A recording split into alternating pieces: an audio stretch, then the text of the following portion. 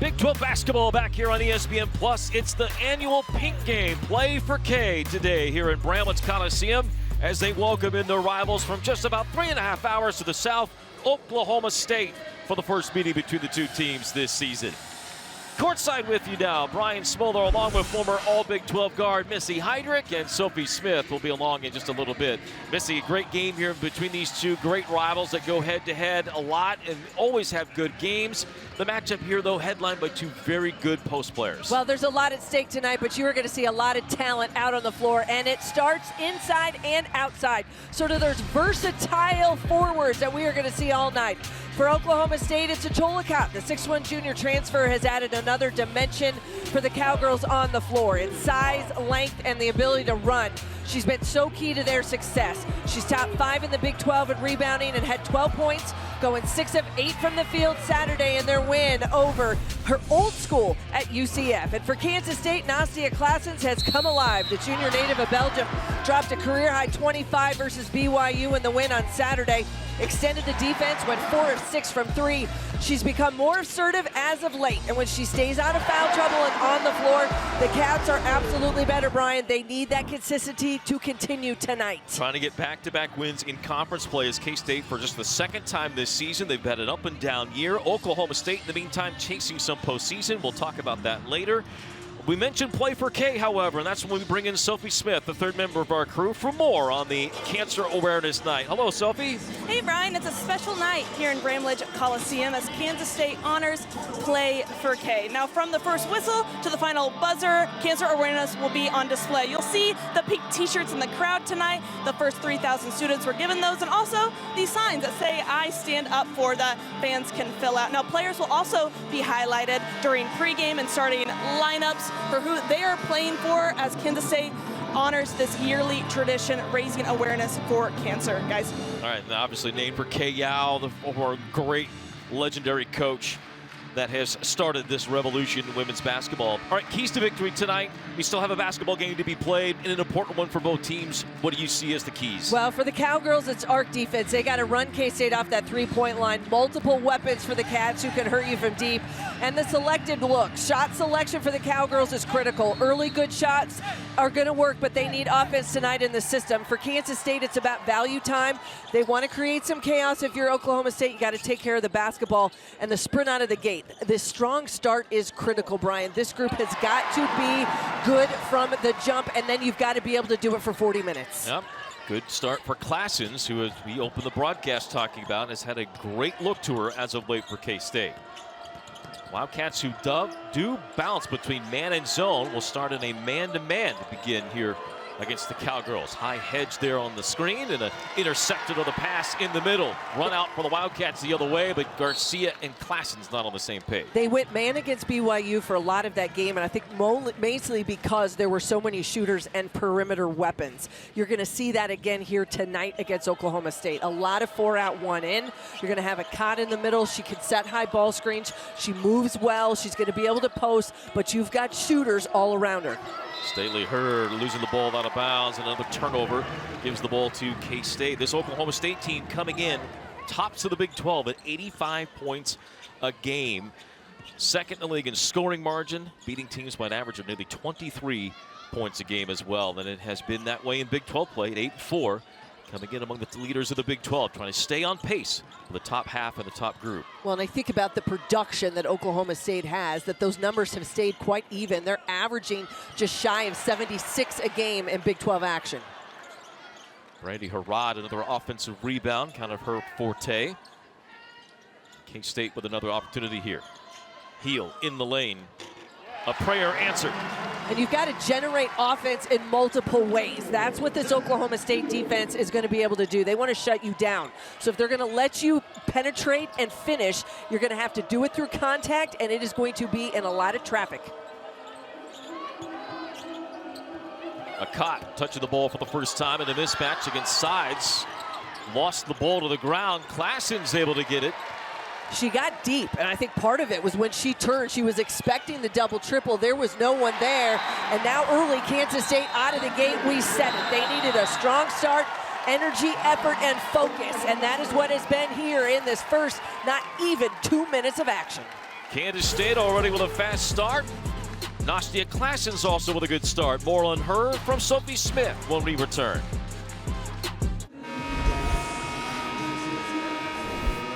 Welcome back to Big 12 basketball here on ESPN+. Now, as someone who has so much experience playing with the best players in the world and playing for the Belgian senior national team, Nastia Klassen has a completely different role with this Wildcats team. Coach Schmitty said that they have wanted her to be more active for this group, and getting that aggressiveness back in her game has taken some time. Both of these teams have given her so much experience for her to be able to play in the type of basketball she's playing right now, guys. Really playing very well, as we outlined at the outset of the broadcast. Her trying to get downhill, missed, and a foul on the putback attempt inside by Oklahoma State will give them their opportunity at points. But to finish the point on Klassen's, a role player growing up playing on these senior teams, it's great you get all that experience being around those great players, but boy, you're planning to do a totally different job when you come here. Yeah, it's very much about being more of a role player here now, wanting to lead from the front, and that has taken a little bit of time. But I think, as we mentioned at the very beginning, one of the key factors for Klassen's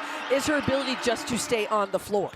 This team is so much better when she is available. When she's in foul trouble and sitting next to Jeff Mitty, that is not a good sign for the Wildcats. They need her here. They need her to put in big minutes, and she can impact it on both ends. She's been very good defensively as well, all just kind of learning in that aggressive mentality, and it's got to be a carryover night after night. Well, to your point, she got whistled for the foul on the other end, so will she adjust and be mindful of that as Harrod trying to make something happen? What a game by Harrod against BYU the other night. King State bailed out with 2.3 seconds left. They'll maintain possession, but not much left on the shot clock, as Heel lets her teammates know just 2 seconds left. And that's one thing that Acholikot does as well. She's been so good defensively for Oklahoma State, as has been Amari White. They are going to generate turnovers. They create that chaos, and they want to get out and go the other way. Yep.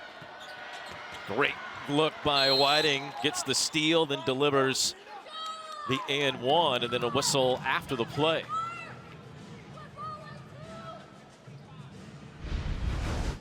I love that high ball screen, and you're going to see that pick and roll, and if you're going to get the switch, then you've got to be able to turn on the inside. Gina Garcia gets caught on the back hip, and Akot able to just dive and finish. J.C. Hoyt, now in her fourth season at Oklahoma State, had been an assistant here at K-State, then went to Kansas City, part of the Summit League, before she ended up in Stillwater. Understanding what it takes to build a program, finding kids that are buying in. You think about someone like Amari Whiting, who comes over, played for 2 seasons at BYU in the Big 12, played for her mom, who was the head coach at BYU during that time. But just looking for the kind of kids that want to get in the trenches. And that's exactly how you build it. It's sort of a no-nonsense, blue-collar mentality. And they are winning ball games, no doubt, this season. Crushing people, as you said. Still surprising not receiving votes at the top 25, but a big part of the picture for the NCAA tournament. And they've been in and out of the top 25 over the course of this season. I think a couple of the losses probably put voters maybe back on their heels. But again, you were talking about a tournament team here, and that's where this Big 12 is just so deep and so good. Akot with a nice fake to come back. She's got all 5 of the points for Oklahoma State. And that's that inside-outside presence. So you like to go 4 out, 1 in. Well, the 1 now can produce, and you see how she does it in multiple ways. Tess Heel able to split 2 and get K-State back with a little bit more comfort on the lead. 4 points for Heel. And it was a quiet 11 points, 7 boards against BYU on Saturday for Tess Heel, but back in the lineup, and she again a difference maker for Kansas State after having missed those 3 games. Micah Gray unable to hang on to the ball. Run out for K-State. Sides bodied up by Akot. All things being equal, you probably don't want Akot making that foul, but it's the first. But that's her ability to run the floor, Brian, and she's going to get back defensively. Heel's going to turn the corner, uses that ball screen, and then just to be able to slice through the defense. That's where you need that help side to step over and be able to shut off that penetration lane. Taryn Sides taking contact, getting herself to the line. And all these others stepping up, Missy. You talked about Taryn a little bit the other day. I mean, you're going to see, we'll talk about her at halftime as well, but Taryn is 13 assists, no turnovers against BYU. You don't have to ask her to go out and give us 20 a night. No, and that's the balance that you're looking for. This Oklahoma State team built with balance, and I think that Kansas State kind of in the same mode and model. K-State able to get the scramble for the ball with Sides in transition. She'll find Classens and unable to hit. Classens has had the hot hand coming into play today, 43% behind the arc the last 11 games. Well, she hit 4 of 6 from deep against BYU and just got some great looks and opportunities to be able to step behind the line, whether it was in transition, and that's a good look in rhythm for Nastia Classens. Just couldn't get it to go the last trip down for K-State. Foul on Tess Heel is her first. And this is where so many different weapons for the Cowgirls are going to hurt you. They're going to put it on the floor and attack, and then they shoot it from deep and get long rebounds, keep second possessions, all critical to keep that offensive engine moving in the right direction. Staley Hurd unable to get a three, as you see Wooten. It's amazing. You go through the first 5, and then Wooten, who comes in as that super sub for this Oklahoma State. That 6 is as good as anybody in the Big 12. Well, and they've just been so consistent. And you think about the production, and it hasn't just been one person that has carried the load all season. They have spread the wealth. Taryn Sides hits her first 3.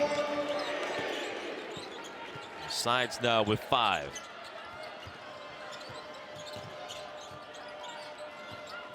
Four turnovers already for the Cowgirls. Whiting.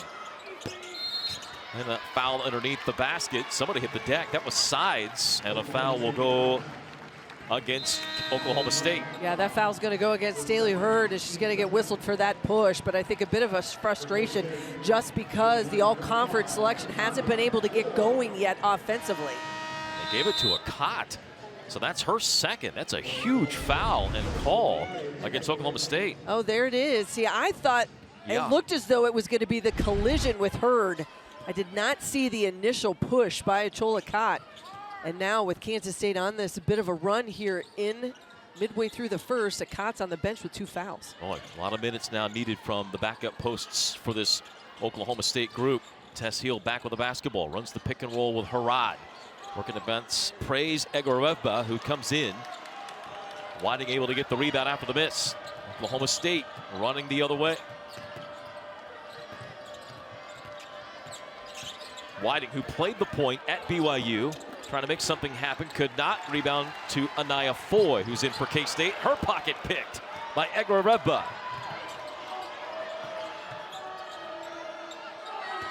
A quick start for K-State, who's hit 5 of 9 shots. The game's only 3. Hurd finally on the board with 1 in the paint. Great possession right there by Staley Hurd at 5'11", the junior. She's going to hurt you in multiple ways. She can shoot it from deep, but she loves to be able to go one-on-one. Those ISOs is where she excels. All-American this season ago. Unanimous first-team All-Big 12 preseason pick. Classens on the drive, gets the whistle on Timmer. And we'll get to the free throw line. No under 5 timeout because of that early one used by J.C. Hoyt. So Classens to the line to shoot 2. And I think one thing you're going to see is not only a player like Nastia Classens, but Staley Hurd creates matchup problems. You've got to be able to not only keep her out of the middle of the paint, but you got to be able to contest the 3. So you got to have someone that can close out with the strength and the size and their ability to generate offense in multiple ways. That 3-level score is just hard to defend, and you got to be able to have an answer. Sometimes it's just about containment. But when they can get one-on-one and that ISO, that's where they are going to hurt you the most. And if I'm Kansas State, you got to figure out a way to not allow just those one-on-one ISOs to be what is the bread and butter for OSU tonight. Gamble you have to take against this offense, and it's why Oklahoma State has averaged the points that they have. Because if you try and do that, if you go man, and they're just going to kill you going one-on-one. If you go zone, they'll kill you with the shooting on the perimeter. It is most definitely one of the most balanced rosters I think we have seen in this league so far this season. Difficult stretch coming up for Oklahoma State that starts here tonight. Garcia knocks it away from her. Wooten had a momentary look at a 3. Tough left elbow jumper, won't fall. And it's Classens again with a rebound. You can hear J.C. Hoyt in the background asking her team to move the ball more on offense. That's where they're really good, is when their ball movement and the unselfishness is what kind of takes over for them. They've had some stagnant possessions, but this is where they know they've got to be able to shut the Cats down. One and done, and they're off to the races. Whiting sees part, and she'll lay it in. You like that aggressiveness. She's coming off a game where she had 15 points against UCF over the weekend. And she's been averaging just under 30 minutes a game in conference play. That's experience. That's the kind of kid you go get in the portal. They understand this league. They get it done. Played here 2 years ago with her BYU team. And then had 10 points, 4 boards in that game. So you look at Amari Whiting. And this all came from the ability to be able to get the rebound, one and done. And then it's a quick pass. And there was no one there to be able to come over and rotate. You gamble, you don't get it. Now you are back on your heels defensively. But a heads-up play by Whiting to be able to finish off the drive. She does pick up the foul on the other end, and that's just the pressure right now that Tess Heel is putting on this Oklahoma State defense. Heel already with 5 points. Sides with 5 points. Classens with 4. So the big three have already started well for K-State. Heel makes both. The Wildcats lead this all-time series. It's very tight. 5-game difference between the two. And this the 84th meeting between the two teams. Or 82nd meeting, I should say, between the two teams. K-State has won 4 of the last 5, including 3 straight in this building. Hurd looking for a foul, didn't get it. Instead, a missed shot and a rebound to K-State. And that's a tough matchup for Nastia Classens. Already with 1 foul, can't afford to pick up a second. Break for the Wildcats. And a good attack by Oklahoma State, trying to get that second foul. Classens may have just moved her pivot foot, but it got away with it as the pass is turned over. They were looking for Jordan Spicer, see if they couldn't get her posted up down low against Timmer, but a bad entry pass, no option there. Now you've got to get a stop on this end. Looked like Wooten thought Hurd was going to go down the line. Instead, she'll shoot a 3. Long board to Whiting, to Timmer in a tough spot. And again, K-State able to survive. Classens getting contact, no whistle.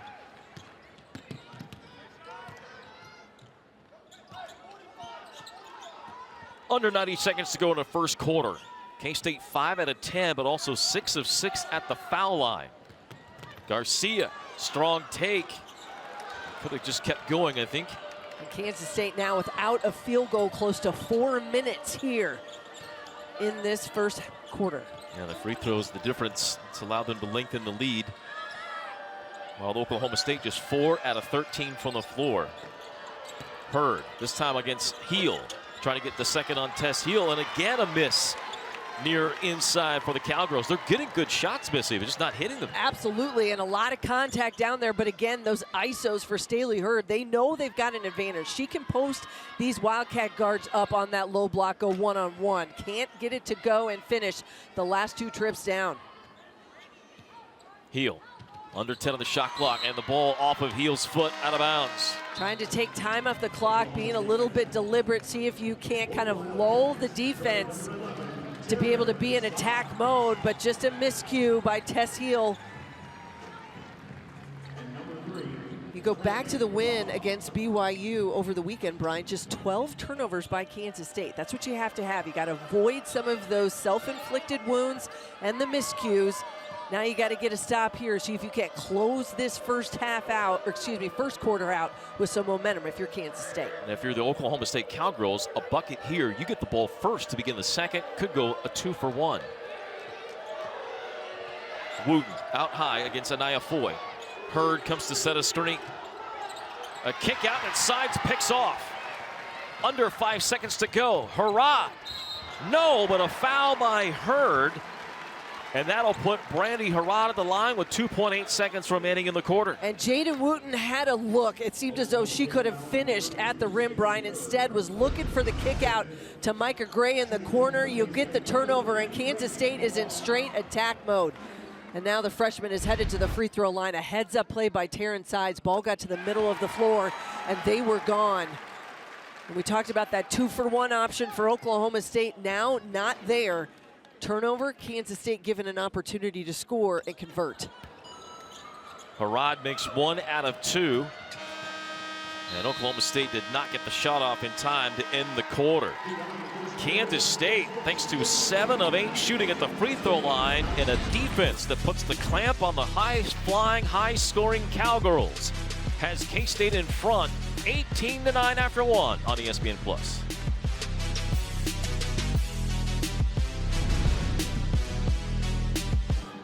Kansas State at the bottom of this list. The top 60 rankings have 12 teams in the Big 12 in that said poll. K-State yet to be on any sort of bracketology bubble. I don't think they are lost in any sort of hope that that's going to be a thing anytime soon. I mean, if they get some wins, perhaps. But Oklahoma State at 29, they were listed as a 7 seed today by Charlie Cream. They are very much playing for seeding, and a lot of these teams on the list, almost every one of those other teams, are on the field of 64 right there, or right at. Yeah, they're all going to be in the conversation, and part of it is because of the strength of what they did for a lot of those teams in the non-conference.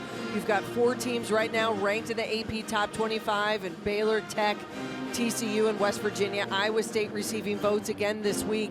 So you go at it with who you not only played in the non-con, but how tough this league is top to bottom, night in, night out. And it goes to the old adage, Brian, I always say that you've got to be able to win at home and steal a few on the road. And that's where this month of February, while it's the shortest one of the year, it feels like so much more happens just in 28 days in the month of February. That's why everybody's got to be at their best right now, headed into their postseason tournaments. Huge schedule ahead for Oklahoma State. We mentioned tonight, as you look at the updated standings coming into play here tonight, a couple of other games going on as we speak. And it's a logjam. Oh, man, it is. That's where you've got that logjam of teams like Oklahoma State, Colorado, Iowa State, Utah, all of that. Arizona State in their rebuild, now sitting at 6-6. They understand how tough the Big 12 is. Keep in mind, they hadn't lost a game until they started conference play. So that's really difficult when now all of a sudden you've lost 6, but you put yourself in a position to just be in the conversation. That's where a lot of these teams want to be right now. Oklahoma State got the switch they wanted with Shekic out of the middle, but couldn't get a pass in. Now, difficult shot over Shekic, but Egrerebba gets the rebound. 2 K-State players were collided. That was heel and sides, and it ends up as a 3-point play. This is one of the top 4 rebounding teams in the Big 12 in conference action, and this is why. They're going to get on the offensive glass, they're going to find a way to clear space, and they stay after it. They want the 50-50 ball. They want the extra possessions. You don't always have to score, but if you could get fouled, give yourself a chance at a 3-point play, just extend it. That's what those 50-50 second chances do. So Egrerebba gets the first basket to start the second quarter, missed the free throw. 1 of 3 at the line of the Cowgirls. An early slow start there. Sides driving in, trying to drop it off for Shekic, but she was in a hand fight with Egrerebba, and it's a turnover. It's the right look if you're Taryn Sides, but this is what Oklahoma State is going to do. They are going to take the turnovers, and they are going to get out and run. They create and they convert on their chaos. Each side now with 6 turnovers in the early going. Sides was trying to run a pick and roll with Harad. Heel takes the long jumper, doesn't hit. And I think Kansas State has settled, Brian. You saw the penetration on the last possession by Taryn Sides. That's the right look, but you can't settle for long jumpers. They're going to make you pay. Shekic with a clear swat at the ball, gets called for the personal. And that's one thing the 6'3" freshman is going to learn and understand, is that you cannot swat. You've got to stay vertical. You've got to be able to go up and down. At 6'3", maybe even pushing 6'4", close to 6'5", make people shoot over you. Don't bail them out. That's the kind of bailout, and I think that's the delicate scenario that Jeff Mitty's in, teaching this youngster kind of mid-season, getting her to understand the speed and physicality. But she's been given some good numbers, and that's what you're looking for, and good minutes for Kansas State. She has given K-State good minutes, and as surprising as it's been, and here just not even 50 days from Slovenia. Play once a week and playing at a lower level. She's having to learn both the physicality, and now that she's been able to produce a little bit, now you're going to be on the scouting report. Yeah. Before it was like, nobody knew who you were. That's right. They didn't even know there was a 99 on the roster. But now, Cat's out of the bag. Yes, Cat is out of the bag on that one. Shekic, moment to visit with Jeff Mitty. She comes out, Sides freed up on a screen, could not hit the 3. So K-State's hot shooting early on, starting to cool off. Oklahoma State a chance to get with 1 or a tie. They are trailing Taryn Sides around those screens. They want to force her to have to shoot over long outstretched arms and contest. Staley Hurd off a couple of screens in the paint, couldn't get there, and then a travel by Wooten. Wooten in disbelief. Boy, what a player, though. Big 12 freshman team honoree last year out of Kansas City. He's got some friends and family here as well. I think the thing you love about her, she's not only the team leader in assists so far this season, comes off the bench in every game. Those kind of numbers don't just automatically happen. You said it's super sub, and you can have that kind of player be your sixth person and be able to produce like that. Those are numbers every coach is looking for. Tess Heel spinning, driving, missing. Fight for the rebound. Harad diving to the ground to get it. And an aggressive Egorevba jumping on top of Harad there, and Harad a little dinged up. Yeah, I think she went down pretty hard as she was able to corral that basketball, but then took a hard fall and a tie-up. K-State gets the ball in the possession. Keeps the possession alive, no foul called. Now it's on a loose ball. She dives, which goes hard on that left hip. And then you're at the mercy of waiting for the official to blow the whistle. They do get the possession, 20 on that shot clock. Sides, hard take. Classens wanted to fire that off, but that was the play against BYU that worked so well. Not working well here. Down on the ground and another tie-up. This will be a turnover. Yeah, great hustle play by both teams. And as you said, the handoff is what they've been looking for, and it worked well against other teams. But as you set that screen, just activity, relentless activity by Amari Whiting out front, causing that turnover, gets the tie-up, and Oklahoma State gets the possession back. Well, the energy level for Oklahoma State, J.C. Hoyt, you could tell, the start of the game, gave up 6 points to start, had a couple of turnovers. She calls the timeout, not pleased at all. The energy has taken on a whole new level for the Cowgirls since then. Chance for a run out here on K-State. No look pass, Garcia to Heel. That's why you've got to push pace, and you've got to be able to put that defense back on their heels. Kansas State takes advantage. 1-2 punch out in transition. Lena Girardi got caught up with Sides, and Taryn's going to get called for her second, or is it going to be on Garcia? It's going to be on Sides, so Taryn Sides with 2. And now Jeff Mitty with maybe a decision to make, whether or not Taryn Sides, he's going to leave her in, but she's going to have to play smart.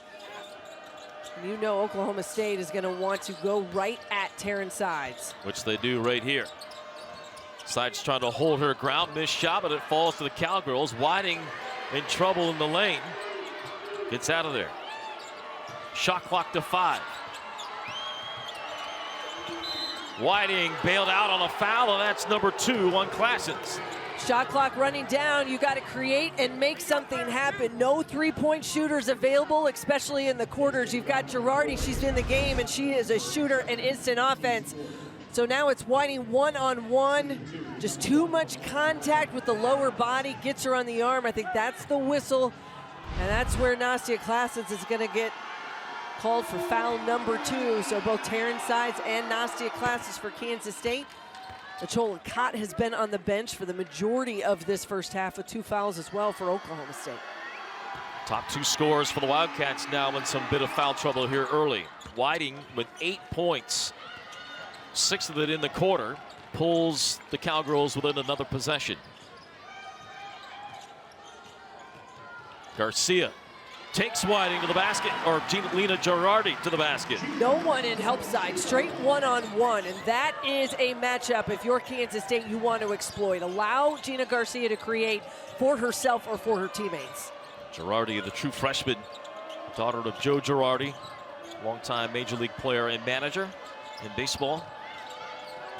Pull-up three-pointer, that's off the mark, and Harad with a block out on Egorevba. And Oklahoma State now still has not hit a 3 in this game, Brian. A squad that is averaging just under 9 per game in Big 12 action. And overall in the season 10, but as you said, spiked a little bit by some non-conference games. Harad with just a crazy prayer, but a foul called, and Harad will get to the free throw line for the second time. We've seen a couple here on the little bit of a bailout on the whistles, but regardless, if you're K-State, you just got to continue to be in attack mode. I think it's one thing that you heard from Jeff Mitty coming out of that BYU game where he felt like it was a complete effort for 40 minutes by the Wildcats, and that was they had to be in attack. You've got to go at them on both ends of the floor, the activity, the energy defensively, but then not shying away on the offensive end. Be able to go at the defense, take the contact, finish through. All of those things are the pieces that really allow this Wildcat offense to go to the next level. Where they've been stagnant in certain games, it's when they just haven't been in that attack mode. This has been a much more aggressive and assertive group here in this first half. Well, Bill Lawrence just came over to the table and signaled that it was not a foul on Whiting, who got subbed out with her second foul, but instead on Egareva. But if you look at the replay, Egareva fouled well before the shot. I think that's what J.C. Hoyt is saying. Like, wait a minute. How can that be on Egareva and a shooting foul for Brandy Harrod? Another turnover by Oklahoma State. Foy going to the ground, able to get it off to Heel. Wildcats the other end. Spicer posting up inside, puts a head down into a defender, could not get the shot. Quick Cowgirls shot. come out of there with it. Yep. Yeah, that's a quick shot, and I think even in the secondary look, Brian, you could get something better if you're Kansas State. Egareva working against Spicer down on the block. Wooten runs into a brick wall, nowhere to go. Timmer left open for a three, a little bit rushed, and a foul on the rebound is on Egareva. And that's the block out that you need to make up Jordan Spicer, able to get herself and get loose, looking to get that 50-50 possession. But a long rebound comes, it just keeps the possession alive, and that is going to be yet another foul against the Cowgirls. K-State able to get it back. And Brandy Harrod is also going to come out of the ball game, Brian. Looks as though she's a little bit beat up, maybe from that fall that she took a couple possessions earlier. And it was quite the collision when she went to the free throw line the last time down as well for Kansas State. Oh, Harrod, though, has 30% free throw shooters, made 3 out of 4 at the line. That's something she's really been working on. Spicer near the free throw line, getting bodied up by Staley Hurd. Spicer drives, no whistle as she shoots the shot, and the ball out of bounds to K-State with 8 on the shot clock. That'll send us to a timeout. Physical, furious game here in the Little Apple. You would expect nothing less between these two teams and two coaching staffs who know each other well. A good one in the Little Apple. You're watching the Big 12 on ESPN+. Good battle so far between these two that know each other well in the Big 12, separated by maybe almost 4 hours between Stillwater and K-State. And Manhattan, Kansas. Jeff Biddy and his team going against the Cowgirls. And if you just joined us, Achol Akot started with a good beginning, but 2 fouls got her on the bench. She has not played since the early moments of the first quarter. K-State's 2 stars, and Nastia Klassens and Taryn Sides on the bench with a pair of fouls. K-State holding this high-flying, high-octane offense of the Cowgirls down a little bit. Not 1 3 made yet by Oklahoma State. Yeah, this has been a second quarter, I think, more in the trenches, much more physical, and you're going to have to earn each and every possession here throughout the quarter of the remainder of this first half. Garcia left wide open, straight on 3, won't go. The long rebound to Tess Heel. Offensive rebound for Kansas State. Garcia driving, dishing at the last second, and it's Shekic to clean it up. I don't know if it was intended that way, but it falls right to the correct hands, and the freshman able to finish as Gina Garcia continuing to use that blow by, Brian, really initiating aggressive off the bounce. And no assist on that play given. Block shot by the Cowgirls, then it fell to Shekic. Wooten in the mixed match could not hit the jumper. A little bit of bad luck shooting today for Oklahoma State as well. They've had a number of those. Yeah, they have not had a field goal now. That is going to extend close to about 2.5 minutes of a scoring drought. They've been able to get to the free throw line, but they have not had just the possessions where they want clean looks. Whiting has been the best player on the floor for the Cowgirls. 8 points, 6 rebounds in the early going. We're in the end of this first half. Shekic way too high and aggressive on that play out front, gets her second personal. And that's what happens when you're talking about a player like Micah Gray at 5'8". She is so good to be able to turn that corner, but then she can also hurt you from deep. One of the best three-point shooters in the Big 12. So you've got to get out and hedge, but you got to do it without fouling. Now it sends Micah Gray to the free throw line. She's been averaging just over 15 points a game in Big 12 play. Yep. Gray, 83% from the line. Unable to hit the first. Honorable mention All Big 12 a year ago. He's had a great season this year. Able to bang home the second. One more coming up. We'll get more from Sophie in a moment on Micah Gray. Talked with J.C. Hoyt earlier this week. I think these are a couple big possessions here, and now Kansas State is going to be whistled, and that is going to be Shekic with the moving screen. And it's a tough call to make and understand, but you're there. You lean, those feet are spread out. Whether you intended to lean and make that contact doesn't matter. The defensive play's got to be able to get through there. It is a point of emphasis in the women's game this year. Yep.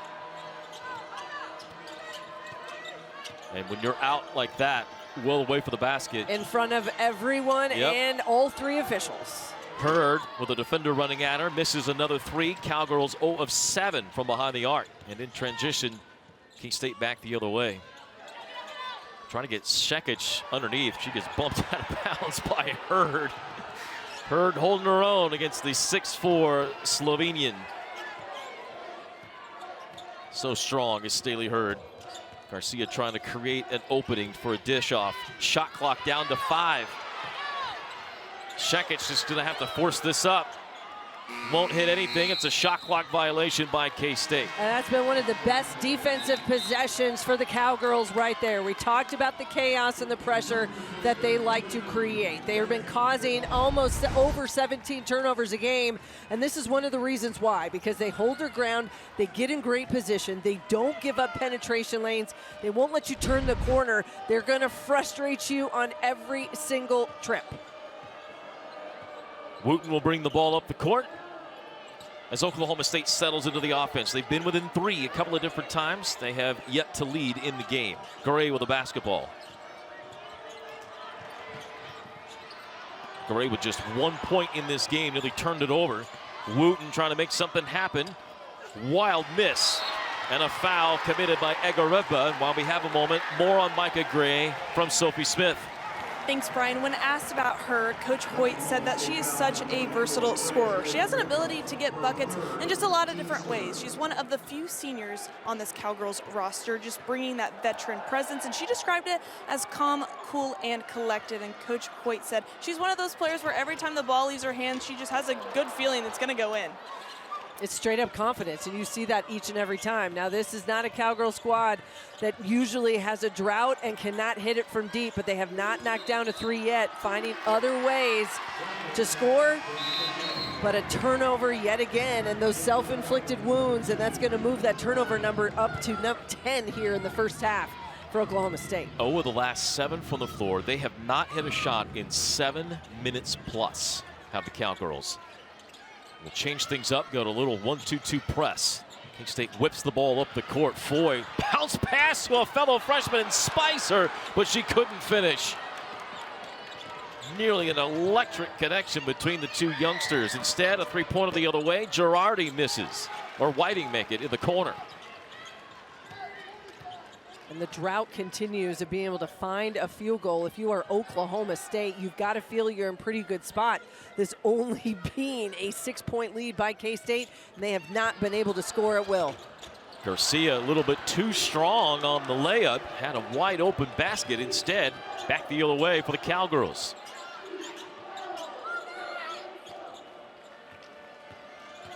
Whiting, one-on-one with Harad.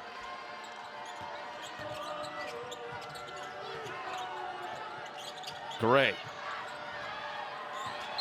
And that's a travel. Whiting took a step, and you could see it coming before the turnover came. Yeah, ball didn't hit the floor, and you take one too many, and that is another turnover there by the 5'10" junior. But this K-State defense, give credit, Brian, because they have frustrated Oklahoma State here in this first half.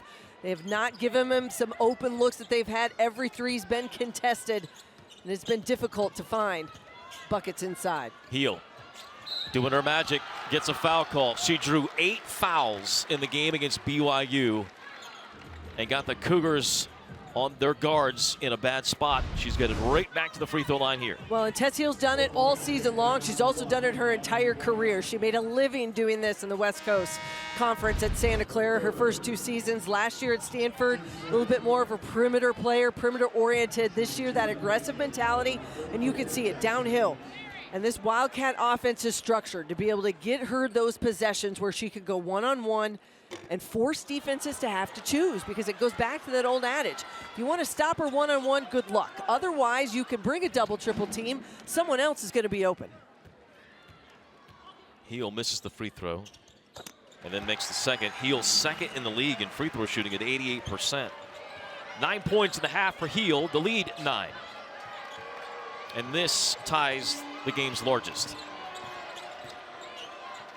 Cowgirls, they themselves did a decent job holding K-State to just 27, but they have not found anything working on this end of the court. Tie up again, that'll be K-State basketball. And this right here now for Kansas State, a big possession, as they're going to get the basketball back. 27 seconds left on the game clock. Shot clock will not be an issue for the Wildcats. Jeff Mitty deciding not to take his timeout. He's going to let them play it through. JC Hoyt not at all happy. She thought that was a kickball, of which she saw. And it looks as though it goes off Brandy Harad's foot. Now, whether or not they said it was intentional doesn't matter. Would have thought that would have been a kickball. It does go to a jump. Last possession for the Cats. Call does not go the Cowgirls' way. Final seconds ticking off. Cowgirls get the ball first, thanks to that jump ball to begin the third. Garcia, hard take, stop, turn around, hits it. A first half highlighted by defense. And Jeff Mitty giving frustration to J.C. Hoyt, his former assistant, here in the Little Apple. Let's send it to Sophie Smith. Coach, an aggressive first half, but what did you like most about your team's defense? I like the fact we're diving all over the floor and just making a lot of tough plays. Hard, gritty game, but we're making some tough plays. What's going to take to keep that momentum going in the second half? Well, same thing. A little better execution. When they've scored, we've turned it over, so they've gotten some runouts, but a little better execution offensively and continue to play tough. Thanks, Coach. Thank you. Kansas State at the half, leading by 9, holding Oklahoma State to just 18 first half points. We're back with more, including the numbers, in a moment.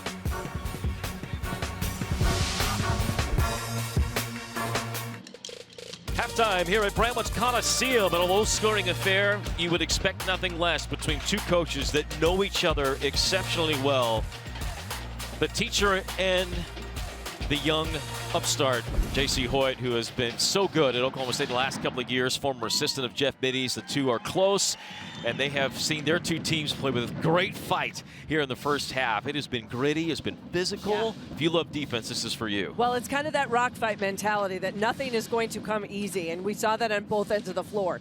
The physicality and both of these teams having to finish through contact and find a way to score, and that was very difficult for this Oklahoma State offense. This is the top scoring offense in the Big 12 right now for the Cowgirls, and they are not at all at it, shooting just 24% in that first half and being able to muster 18 points. I know the big conversation if you're J.C. Hoyt. Ladies, we've got to find a way not only to step up and knock down some threes with some confidence, because they haven't hit one yet, but you're also going to have to be a little bit more aggressive defensively.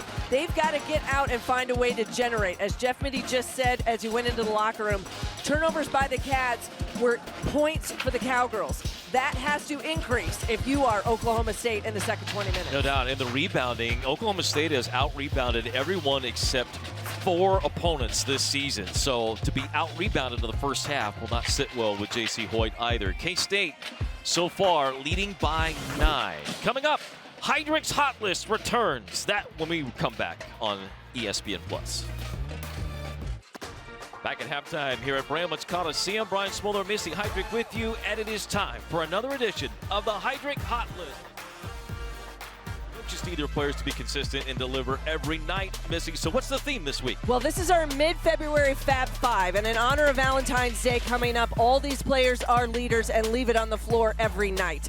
Micah Gray, the senior guard for Oklahoma State, has been part of one of the most consistent backcourt duos in the league for the Cowgirls She's top 15 in scoring, currently the top three-point shooter in Big 12 action, knocking down over 3 per game. The Oklahoma City native, tough in the trenches and not afraid of contact. She gets it done every night.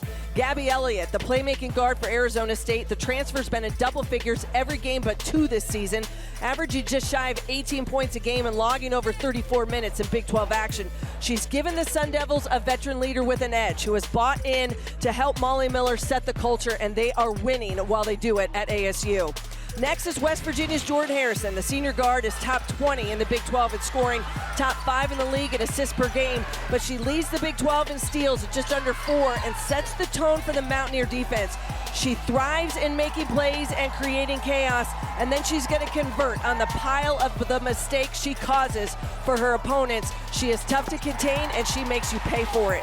Jalea Davis of Kansas, absolutely the front runner for Big 12 Freshman of the Year in my opinion. The Fab Frosh is instant impact and the only freshman in the country to have 4 28-plus point performances in conference games so far this season. She finds buckets on the offensive glass. She gets to the rim. Her average of just under 23 a game, it all comes inside the three-point line. She's efficient and aggressive. I've been so impressed by her no-nonsense demeanor on the floor. And then it's Iowa State's Audie Crooks, yet again, the 6'3" junior center, proving why she's one of the best in the country. She is my staple on this list. It's her efficiency and domination that sets her apart, and the fact that she is invaluable to the Cyclones' success. She leads this league in scoring and shooting over 61%. What people forget is how she impacts a scouting report. Every team in the league has to choose, how are you going to deal with her? Causing that type of game-by-game adjustments, it makes her the heart of this week's Fab Five. Certainly a great part of this lineup. Now, you have some reserves here, and they seem like you put Iron Woman on here. Good luck getting them off the court. Absolutely. Taryn Sides, the junior, leads the Wildcats in minutes played, over 31 a game in Big 12 action, averaging just over 11 points. She's ice at the line. She's going to light it up from deep, and she can facilitate those 13 assists in the win over BYU on Saturday. And then Janet Van Geitenbeek, the 5'7" guard from Baylor. She missed last year with an ACL, making the most of it this year in Waco. 3rd in the league in minutes played at over 35 a game, and also 3rd in assist to turnover ratio. She also had a triple-double this year. Talk about a player that will bring a complete game every night. We'll take a break, come back with more. You're watching the Big 12 on ESPN+. Well, defense has kept both of these offenses in check in the first half, but for Oklahoma State, Amari Whiting, the 5'10" junior guard, leading the way. 8 points, 7 rebounds for the junior guard. She was 2 of 6 from the field, 4 of 4 from the free throw line. For Kansas State, Tess Heel stepping up yet again. 3 of 5 from the field, 3 of 4 from the free throw line, 9 points. Able to not only drive and dish, but find open teammates and finish through contact, where it has been physical on both ends for both of these teams. Neither one shooting the ball very well. 24% for the Cowgirls, 33% for Kansas State in that first half. Both teams finding the lockdown tough to be able to break. Who can do that in the second 20? I think that's going to be who's going to come out in the better side of the win tonight. Yeah, the numbers aren't pretty on the offensive side. K-State just 9 of 27, 6 of 25 shooting for Oklahoma State, 24%. You see the individual numbers there from Whiting and from Heel. Let's go back to your keys to victory. Does anything need to change here now that the tone of the game has been set for 20 minutes? No, I think both of these teams got to stay on the path. I think if you are Oklahoma State, the selected shots is much more about just stepping up and knocking down open looks. They go 0 of 8 from behind the three-point line for a team that is making just under 9 per game in conference play. So they are going to get shots. You've got to step up and knock them down. For Kansas State, they got to continue to take care of the basketball. 9 turnovers in that first half, of which the Cowgirls were able to convert on some. You don't want to give them the live ball runouts. You got to take care of it. And the sprint out of the gate, which happened early, the 6-0 run caused the timeout by OSU. You need that again here. You've got to continue to keep your foot on the gas, play from the front. You can't get passive. You've got to continue to have that aggressive mindset for 20 minutes. Passivity will not do well against Oklahoma State, team that prides itself on energy on both ends of the court. See J.C. Hoyt talking there with Julie Kromanek, one of our officials today. Cal Bacon, Bill Lawrence rounding off the crew. Achol Akat back out there with 2 fouls. Only foul trouble for 2 teams. The backup centers, Praise Egorevba with 3, Ivona Shekic with 3. And I think it was interesting, you talk about that energy, Brian, that both of these teams, they thrive on it. And it's one thing that J.C. Hoyt really talked about in their game against UCF, where their win was based in balance, where you had multiple players in double figures, they shot the ball well, but it was that energy and effort that was really high, and it was early. They didn't necessarily have that in the first quarter, more in the second quarter here against Kansas State. But that unselfishness to be able to buy in both ends and to really do it with intensity, that's where they need that to be here to start the third quarter. Couple of handoffs. No one offensively really getting it going shooting-wise. Gray hits a 3, and that's a great start for Oklahoma State to begin the second half. It was a well-drawn-up play and executed by the Cowgirls. Movement, screen action, and they get the top three-point shooter in the Big 12. A good look at a 3, which she knocks down. Averaging nearly 3 threes made a game. Back cut. What a pass by Garcia to find Classes. Jeff Mitty talks about movement, and it's not just ball movement, but it's got to be body movement. It's cuts, and it's to the rim, be able to find open space against the defense. Wildcats force the ball out of the hands of Gray into the hands of Akat. Misses point blank.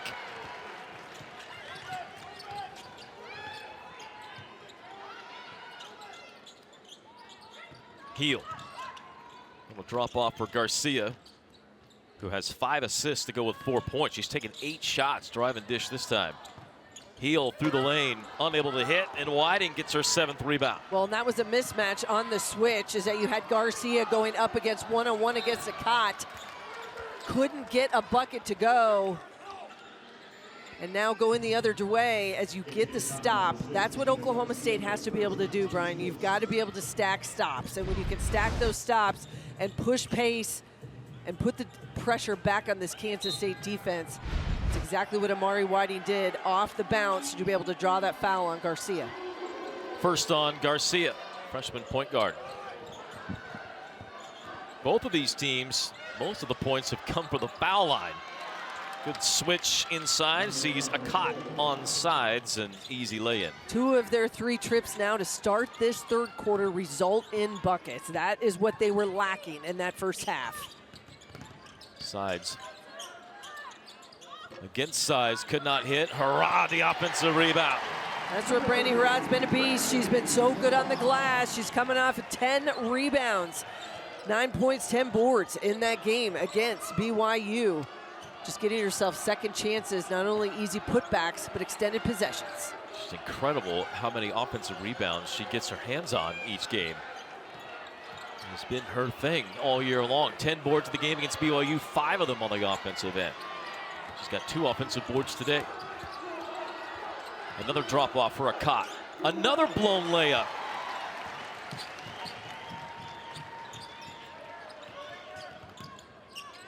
A tie-up by Staley Hurd and sides. And K-State will keep possession. And that's what happens because this Oklahoma State defense, they shut off penetration lanes. And when they do, it is fast and furious. You have got to take care of the basketball. Staley Hurd just so good to be able to find space to get that steal. And Brandy Harrod on the glass. They need more of that here in the second half. 3 offensive rebounds tally now for Brandy Harrod, 62 on the year. Garcia, a no look pass to Classens, trying to work on Harrod. Difficult pass in the paint. It's stolen away by Hurd. And Wooten or Gray able to get the basket. That all happens with Staley Hurd able to get that loose ball, and her ability to control pace and run the point out front. That is just so much versatility that this Oklahoma State lineup really has in multiple ways, that they can beat you deep, they can beat you off the bounce, and they love to get out in transition and go. Probably the high point of the year was that absolute beatdown that Oklahoma State gave to Iowa State down in Stillwater earlier this year. Just absolutely dominated that game after a close first quarter, and it was that all afternoon long, just up and down, up and down. Iowa State had no answer.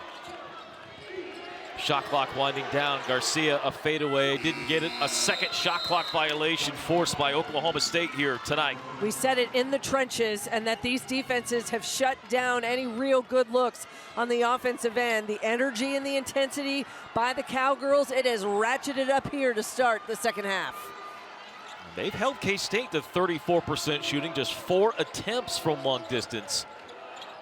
They've done their assignment on the defensive end. It's this end, the offensive end, which has not been an answer, which is surprising. A double team on Gray in the corner. Able to get it to Whiting. Shot clock winding down. Whiting's jumper doesn't go, and Harrod able to keep it alive for Classens. Micah Gray identified the double team in the corner, but they just didn't have any easy outlets. This Kansas State defense showing some different looks, keeping them back on their heels. And been mostly man today for K-State, but trapping, trying to do some things different. Harrod, up and in. Pass from Classens. Able to finish through traffic, and that was a physical move and finish by the freshman. Classens drawing some gravity there in the middle with her threat, opening up that back cut for Harrod. The lead is 10. It's been 11 at one point. Whiting had to do a lot herself, and she'll get a basket to get to double figures. She's going to put her head down and look to score, and now she's going to have a chance at that old-fashioned three-point play. But if you're Kansas State, you've got to figure out a way of keeping Amari Whiting in front. She blows by Tess Heel. Help side is late, and now the junior is headed to the free throw line. But that's one of the things, when you can have a breakdown and just feels like nothing is happening in your offensive possession, there are multiple weapons for the Cowgirls that can put their head down and get to the rim. Not everybody in the league has that. I think that's one of the things J.C. Hoyt can always rely on. She knows she's got somebody willing to get to the rim and look to score. Remember when Whiting signed out of the portal with Oklahoma State, and the first thought you thought was, yes, that tracks. That is a J.C. Hoyt player, Amari Whiting. Tough, gritty, can do it all. Terran sides operating in a tight corner. 10 on the shot clock. Spicer, a long three. Hits! A young lady that's been battling the flu this week, drilling a three-pointer. She's been quiet, just 29% from three in conference play, and Oklahoma State cannot answer, but the three ball opens the game. Foy with another incredible pass finds Classens. A little 5-0 burst by K-State. Take advantage of the miss, and then you are off to the races. And for Kansas State, when they have had opportunities to push pace, it has been a good result on the other end. Pick and roll, trying to run it to Hurd. Working on sides, playing with 2 fouls. Hurd gets the whistle and the bucket. She wanted the clear out all day long, especially when she saw she was going to be matched up with Terran sides. You take advantage of the size and the strength to go one-on-one, and she's going to have a chance at that three-point play when we come back. Oklahoma State trying to cut into this lead when we return. Cowgirls have chipped into the lead a little bit here, and we'll be at the free throw line out of this timeout. Today's an important game, though, because of the postseason ramifications. And for more on that, let's bring in Sophie Smith. That's right, Brian. Coach J.C. Hoyt said that this team is in such a different place than it was a year ago. With a talented group and a lot of returners, postseason expectations are now a part of the Cowgirls' standard. They're playing for seeding. Coach Hoyt said that they've been more open than ever about postseason, making sure her players understand the magnitude of each game without overwhelming them. She says it's easy to lose perspective, and this group needs to know exactly what they're playing for, especially in this Big 12 conference. 7th seed is the new one today. They were an 8th seed, but moved up the line as Hurd finishes off the three-point play. Hurd with 5 points. When you looked at that projection as it sits here in the middle, almost the middle of February, but really only one Big 12 team right now would be in a host situation. You have to be in one of those top 4 in the brackets to be able to be a host. Right now, the only one in that list, TCU. the parity, every coach wants to talk about how deep the Big 12 is and the parity it is, and that is a true deal. As we looked at the standings earlier, anyone from really there is no runaway team in the league, as we've seen. But the downside of that is everybody's kind of grouped right in that middle part. The log jam. Yeah, right at the edge of the bracket and in the bracket. And it does make it difficult. I remember having conversations with Mark Kellogg of West Virginia, and you think about where they were a year ago, even 2 seasons ago, where you feel like you put yourself in a spot with the wins that you have and the teams that you beat to be able to host, but it's just not there when it comes down to Selection Sunday. There's a lot of basketball left to be played for all of these teams in the conference, but when you do kind of beat up on each other, sometimes we always say leagues eat their own. It happens in the Big 12. No doubt. Staley Hurd is now playing at center for Oklahoma State. That last foul was on Egareva, so she's out of the game. Hurd able to get the lay-in inside. She's got 7. And if you take Staley Hurd and put her maybe at that 4-5, that is a difficult matchup for Kansas State defensively because she has so many weapons and ability to score. Gina Garcia, who has been tasked by Jeff Biddy to be more aggressive on the offensive end. In transition, Girardi left wide open somehow, and Jeff Biddy furious with his defense, who somehow lost a shooter. You cannot leave the 5'11 freshman open. She's shooting 35% from 3. Came into Oklahoma State, a top 100 recruit out of high school, known simply to being a prolific shooter and scorer. Classens picked up her dribble, needs some help. Classens working with Hurd on her shoulder, could not get the lay-in, but Foy able to clean it up. And right now, with a much smaller lineup in for the Cowgirls, all 5 have to block out. Nobody there to clean it up on the glass, and they give up an offensive board. 7 offensive rebounds today for K-State, who now have 8 second chance points. Hurd trying to sell contact with Classens. And that is going to be a tough one for Kansas State fans and for Jeff Mitty to swallow. I think Nastia Class is trying to figure out exactly what that whistle is all about. But the ISO for Staley Hurd, she goes 1 and done. They're going to say she had her arms down, came down. She was not vertical as it relates to what that call would be. And that is why the whistle goes against Nastia Classes, and it sends Staley Hurd to the free throw line, where coming into tonight in conference action, shooting 87% from the charity stripe. Hurd's made all 3 free throws. Oklahoma State, who's one of the better teams shooting from the foul line in the league, now has 9 points from Hurd. And the gap down to 9. Classens in the game with 3 fouls. Tess Heel working her magic down low. Score it and 1. Timmer tried to keep her in front, and she did exactly that. She got her to stop the penetration, kind of got her locked in the middle of the lane. But Tess Heel's got great footwork, and she's going to be able to find a way to finish that time. Handles the contact, chance at the 3-point play. The senior coming up big yet again in a clutch situation right when the Cats needed it the most. 9 straight double-figure games for Tess Heel, who missed obviously the 3 games earlier this year because of the NCAA infraction with signing a semi-pro contract for her hometown team and not realizing it was a current contract as opposed to a futures contract or an intent to play. Anyway, she gets the 3-point play, has 12 points to lead K-State, an invaluable part of this Wildcat group that is so young on the compromising of the roster. She was this veteran leader. Foul here by Foy, who tried to hold up as she went up in the air, but both players got a little bit injured on the play. And the game plan now, simple for Oklahoma State. ISOs for Staley Hurd, let her go one-on-one on the low block. They've been able to feed her the last couple times, and she has gotten to the free throw line, and that time the freshman Foy, just too much contact. You can't leave your feet. She's going to want to, that's what she wants to do. She's going to put players up in the air. This is a heady, All-American caliber junior at 5'11". She's going to make you pay for your defensive mistakes. You leave your feet, Staley Hurd is going to draw contact. Crowd roaring, wanting a second miss. 2 misses by an opponent here in Manhattan means free breadsticks for the students. So That's why you get the increased noise after a first missed free throw, the opportunity for free food. Now a little change defensively. Oklahoma State's going to look to go to a bit of a zone, and they get a quick turnover. K-State not able to make the adjustment. They had Girardi in the corner for a three, but it works out.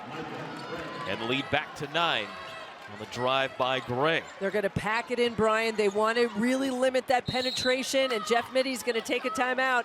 They've got to talk about it because you get the turnover and convert on the other end. Create the chaos. That's what the Cowgirls wanted. Kansas State trying to hold off Oklahoma State when we return.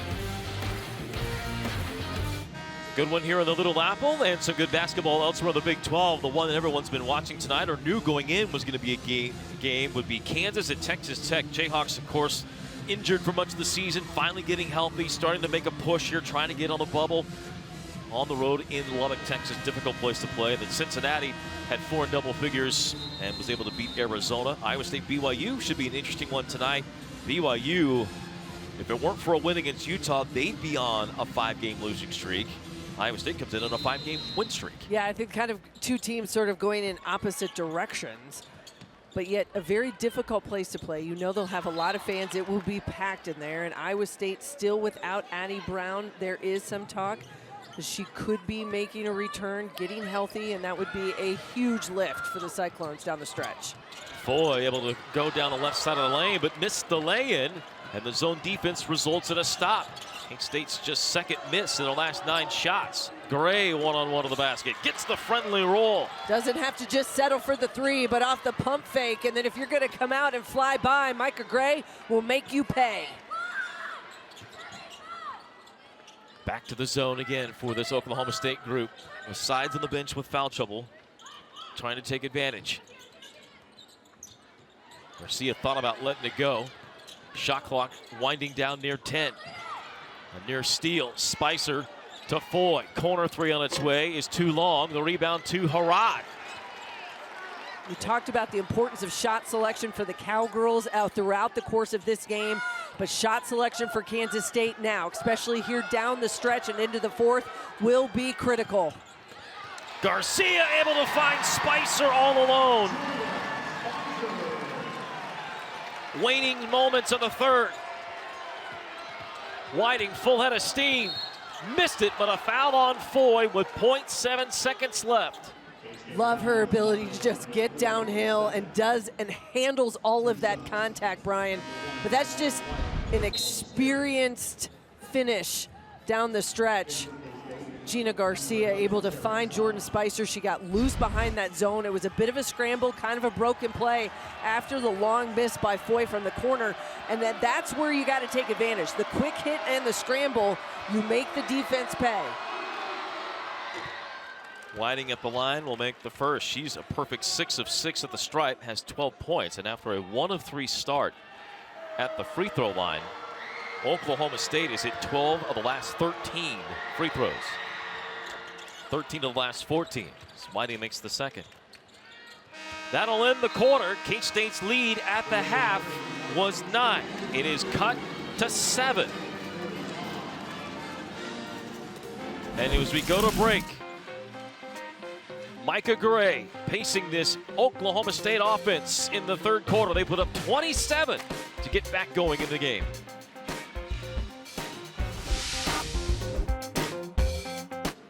The 2026 NCAA Women's Final Four is heading to Arizona this spring. Starting on April 2nd, downtown Phoenix will be home to the biggest stage in women's basketball, including free events for all ages all weekend long. Semifinals will both air on ESPN on Friday, April 3rd, followed by the championship game on ABC on Sunday, April 5th.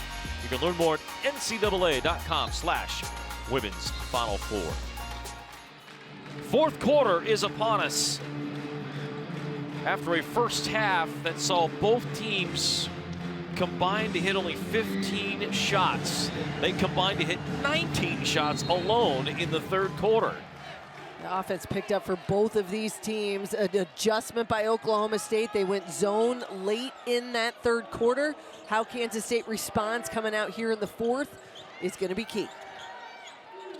Cowgirls finally got on the board with 2 threes in the 3rd. K-State's only hit 2 threes. Neither side has really seen that be a weapon It's been the inside game. Hurd able to get around Spicer and lay it in, and Hurd in double figures. It was a simple down screen, and then it was a post by Staley Hurd. They're looking for that ISO. They're going to feed her each and every time. So Hurd's got 12, Whiting's got 13, 10 for Gray. Hard hedge for Heel, and she's tied up near midcourt. That'll be K-State possession. And that's one of the first times we've seen that jump from Oklahoma State, especially out front on the ball handlers. Tess Heel sort of less all the way alone. But you're going to see Staley Hurd just get position and go right around Jordan Spicer. There is no one there in help side. But they've got to find and make that adjustment, Brian. I think you've got to try to get around. You've got to play in front, force them to have to go over the top. But they cannot just allow those ISOs for Hurd one-on-one.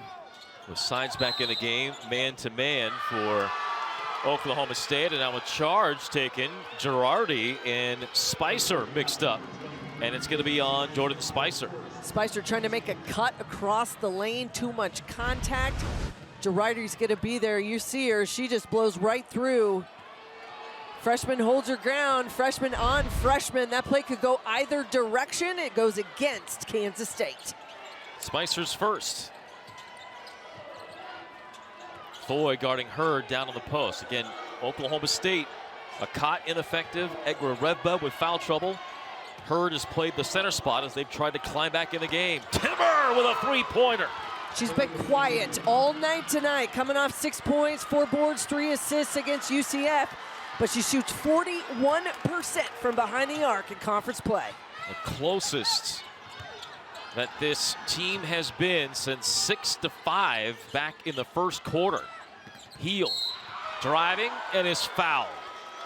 And that whistle's going to go against Micah Gray, and it's going to be more on the body as she tried to really play physical with Tess Heel as she turned the corner that time. It's not on the reach, but the last 3 from Timmer, she gets her feet set. And the transfer from South Dakota State has been a huge lift all season. Veteran mentality, been through the trenches, been through the war. She understands it all. Will step up and hit big shots. Whiting handing off to Sides. The ball knocked away by Whiting. A couple times she's done that here tonight. Now she'll drive and score, and Whiting's got 15. And this is momentum right here. Now tie ball game. Oklahoma State has come out with their foot on the gas to start the fourth. 7-0 run by the Cowgirls to begin the fourth quarter. Timeout by Kansas State. We'll take it as well. The Cowgirls trying to end a string of 3 straight losses in Manhattan have tied it up in the fourth. For most of this game, it hasn't felt like much has gone right for Oklahoma State, but what has been the junior guard and Amari Whiting. 7.8 points a game in Big 12 play, but she has stepped up tonight. She's got 15 so far, 4 of 9 from the field, and she's 7 of 7 from the free throw line. 8 rebounds, 3 assists, 4 steals. It is a stuffed stat sheet for the BYU transfer. And when I asked J.C. Hoyt about Amari Whiting coming over to Oklahoma State all the way back at Big 12 Media Day, she said, you know what? This young lady will get in the trenches. She will defend. She will do whatever you ask of her, and she has come up big here on the road tonight. Back-to-back games for 15 points for Whiting. Back cut run by K-State. Out of the timeout, Sides with her first points since the first quarter. Kind of stops the bleeding if you're Kansas State, and Jeff Mittie needed that timeout. They had to talk about some defensive adjustments, but you also had to settle that group down on the offensive end. First basket here in the fourth quarter for Kansas State, ending a 7-0 run that was actually a 9-0 run going back to last quarter. Timmer, who hit a 3 in this frame, doubled. Hurd with 1 on the shot clock. Couldn't get the prayer answered, and the foul on Timmer.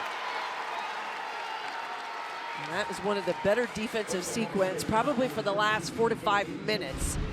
Here as we start the fourth and even back into the end of the third quarter, Brian, great job defensively. The backdoor opportunities for Kansas State that came out of the timeout, and that's just a little bit more patience. Talk about shot selection. Both of these teams now got to play within the framework of what you're set to do. Garcia wanted to drive baseline. That was denied by Whiting. Klassens, very difficult shot. And another rebound to Whiting, who's now 1 rebound away from a double-double. They have forced Nastia Classes, Brian, into tough contested twos tonight. She has not had many opportunities, much like she had against BYU on Saturday. 11 for Classens, but as you said, they've been She's hard earned it. Yeah, Absolutely. she's earned it. Hurd lobbing it underneath. Girardi able to throw sides aside and lay it in. You got position, and that's where they need to be. We talked about it earlier. If you're Kansas State, force OSU to have to beat you over the top. But that is a mismatch with the 5-6 sides.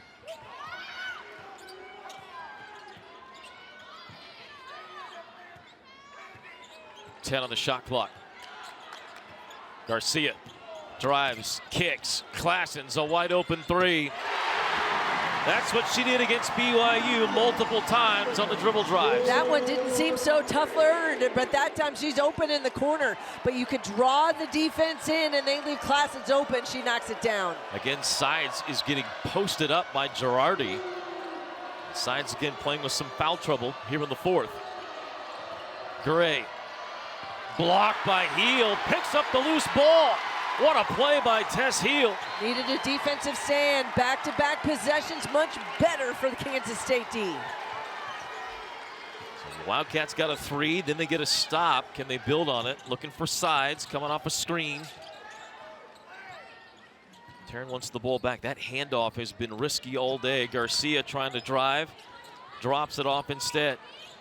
Harrod, an air ball. And it's Oklahoma State coming out of there with the ball. Hurd straight into Classens. Couldn't get the whistle. I think she got too deep, and I think that was the issue. And now Kansas State dealing with an injury issue here. Brandy Harrod, she was gimpy trying to get down the floor after that last play, Brian. Got herself back, but she... Looks like cramps. Yeah, she very well could be dealing with it, and maybe could have what... We saw her take a couple tough falls in that first half. She did go to the locker room in the first 20 minutes at one point. Yeah, the way she's acting, it looks like she's just waiting for the cramp to release. And they're going to try to get her to the sideline and get her some relief here. But yeah, it is a struggle right now for Brandy Harrod. K-State's going to have to make a substitution. Jeff Mitty's going to have to go to his bench.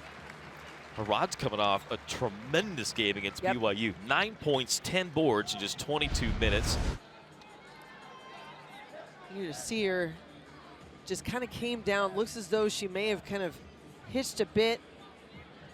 And as we said, she took a couple tough falls in that first half, going after loose balls, etc., and now being looked at by the Kansas State medical staff.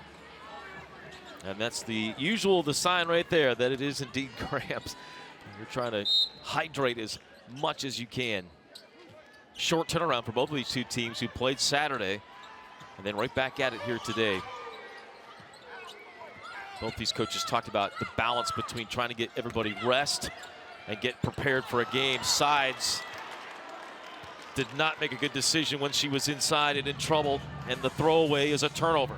They had Taryn Sides on that cut, and they were looking to see if they couldn't get her on a quick hit, maybe an ISO. She needed some help. Instead, it was out in the wing. Should have probably been in the corner. That would have been the better pass. Foy was not ready to see that one coming her way. Garcia with a near steal out high. It finds Whiting. He's been the playmaker.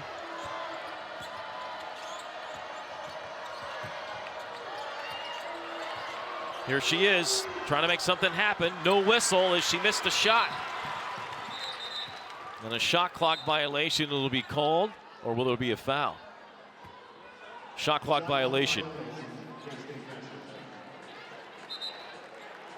I think that was a little bit of a quick whistle by the officials there because there had been a change of possession. Probably shouldn't or did not need to be a stoppage of play, but regardless, reset on that shot clock. Kansas State's going the other direction. A great job defensively. They have forced Oklahoma State into tougher shots the last 3 trips down. Cowgirls got back in the game, tying it up. Sides wanted that patented step around move of Timber, but couldn't get free. Now Garcia pickpocketed as she drives. Cowgirls in full, racing up the court. The ball deflected out by the Wildcats. That's where throughout the course of the second half especially, Oklahoma State has been much better to be able to be in position to stop penetration. You got to be able to rotate. You got to be in help side, but it's active help side. Active hands, active feet. Do not let anybody pass. Each of these two teams now over 2 minutes scoreless. Tired legs out there in what's been a gritty battle. Garcia trying to take it away. Does from Staley Hurd. Picked up her dribble and then gets bailed out with a whistle. Foul on Girardi. You got to think as this second 5 minutes kind of starts to whittle down the activity by both of these teams. Nothing has come easy in the half court the last couple possessions, but you also got to keep your eye on that foul number, Brian, as it continues to go up for both squads. Kansas State with just 1, 3 for Oklahoma State here in this fourth quarter. Garcia all the way to the basket and another layup. 8 points for Garcia, who has 7 assists as well.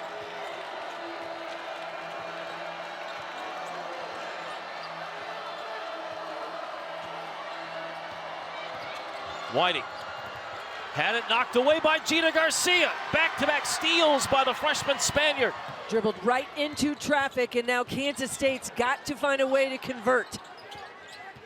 Heel will come bail out Classens as Jeff Mitty wants it in Garcia's hands to run some time. What a battle this has been here tonight in the Big 12, as we thought it might be. Garcia again, no look bounce pass, Classens with a finish. The freshman's made a couple big plays on both ends of the floor, but now controlling tempo, ball in her hands. That's exactly what you want if you are Kansas State. Timeout, Cowgirls. So each team with 2 timeouts remaining. Gina Garcia has just been so good as of late. She has learned and understand the patience with the ball in her hand. The drop off, no look. Nastia Classens with another easy layup, but she's made the plays, Brian, on the other end of the floor. And that's where you start to see things click for young players, and especially those when they come. And remind, Gina Garcia was not here on campus throughout the course of the summer. She got to Manhattan late. That's all part of that international play. She had responsibilities as part of Eurobasket, all of what she was able to do. Regardless of that, now you're kind of learning. You're learning the speed, the physicality, what the expectations are. And she has taken on the majority of the ball handling duties for Jeff Mitty. Playing Terrence Sides off the ball at the 2 has been a much better spot for her. But now you're asking a lot of a freshman point guard, and she has taken it on her shoulders, not only picked up her pace to be able to score and facilitate, but she's making plays defensively. That's putting together a full 40 minutes. The 3 steals tie a career high. Coming off a 12.3 assist, 3 steal game against BYU tonight. Gina with 8 points, 8 assists, 3 steals. So to your point, the freshman from Spain who's on the Spanish national team, won the FIBA Eurobasket tournament, was the MVP of that European competition.